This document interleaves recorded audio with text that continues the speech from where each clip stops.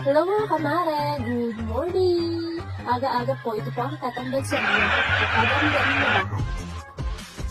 Actually po, yung mga nalaghanan, laban po yun ang nanay ng asawa ko at isinampay ko. Yan naman po ay lalakad ko.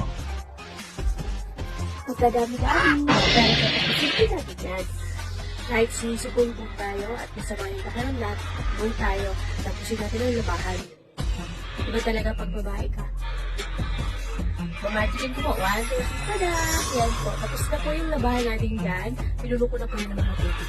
Tayo po ay niluluto na para po sa panangalian po natin ay may makain po tayo. Ito ako ng kanin at ulam. Yan po mga kamari, habang niluluto ako, napaisip ako. Kasi po dati, hindi po talaga ako niluluto, hindi naglalaba, hindi naglilinis ng bahay. Gusto rin po yung mga ganito. Pero, hindi po katulad po yung ganito. Nagkataon na wala akong ginagawa sa kalabang kong nalilinis. Ito araw-araw, walawin natin. Kasi, kaya sama na tayo.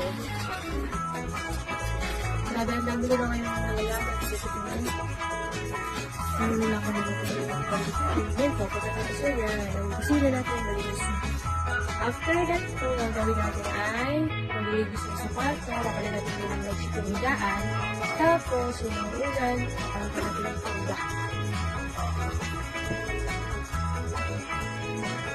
Dati po talaga mga kabago, hindi talaga ako maalam ito. Ngayon halos gusto ko lang gawin ko kasi po nakakabawas po talaga ito ng stress, nakakabawas ng isipin sa araw-araw.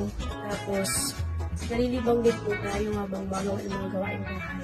Sarap makita na pagkatapos mo maghirapan yung mga bagay-bagay, pagkatapos mo mapagod ay malinis na, tapos maayos. Masarap tingnan, panoorin. Yan po, malinis na.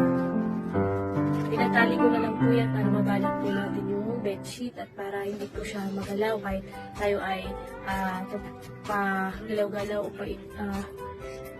kahit anong forma sa higaan, hindi natin makukusip yung higaan. Yan po. Alagay mo na yung mga una, yan tada, yan po. Ang sarap kaya, ang sarap sa kanila, palinis na yung higaan.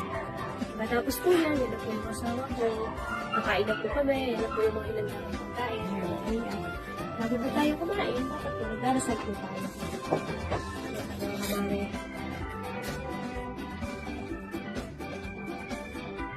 Kayo po mga kamari, kumain na po ba kayo? Kung hindi pa po, kain na po tayo. Sabayan niyo po kami habang kumakain. Ganun mga kamari, kahit simpleng pagkain lang.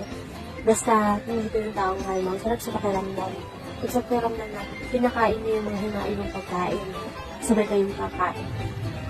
Mawawala lahat ng pagod mo sa araw-araw na gawain. Yun po mga kamari, hanggang dito na lang po ang aking video. Thank you po, like and share po, paalam din po. Bye-bye po!